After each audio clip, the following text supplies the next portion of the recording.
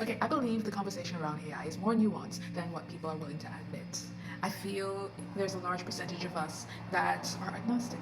We are neither evangelists nor militantly against AI. And yet there are three instances that cemented for me that AI is an analytical tool and not a generative tool per se.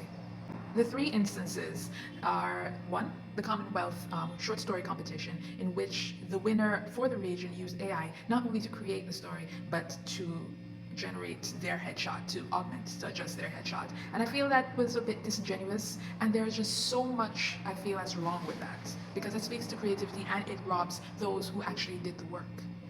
The second instance was Inga Rose, the AI construct singer. For me personally, I was kind of like interested in what the songs were and the context, and I found that, okay, no, there aren't many songs like that. But then as soon as I discovered that it was AI, it felt like the rug was pulled from under me, and I just couldn't entertain it anymore as something that I would have found enjoyable. I would have like sought out to look for, because there was no backstory, there was no origin story, nothing of interest. So whenever I see something that says Inga Rose, even though the creator using it is so vivacious and interesting, it felt empty and I just couldn't get into it. So it was just like an instant scroll.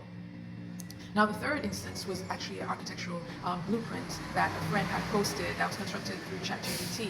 And although everything on the thing looked authentic, looked right, looked like, okay, this is an interesting starting point, it was like inspecting it that I realized, okay, yeah, that's not going to work. That kitchen area, that's kind of tight.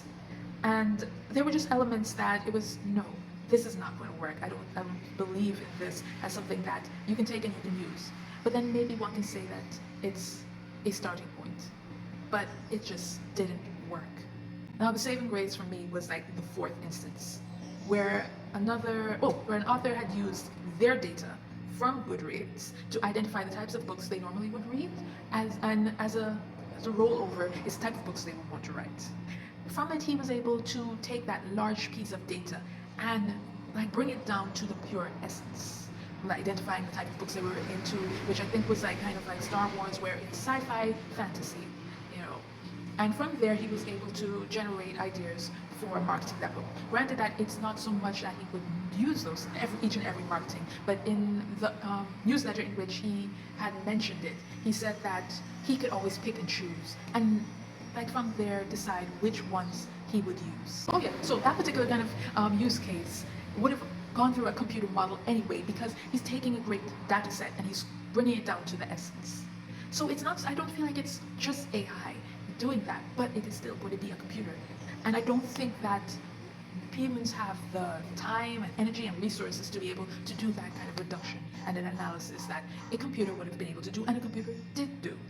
So with that said, I see AI as a tool for analysis, especially in a time when we have so much data and not enough time to analyze and shore up the credibility of said data. And I don't see it as ground zero for creativity. That would always be the domain of humanity. These are just my thoughts.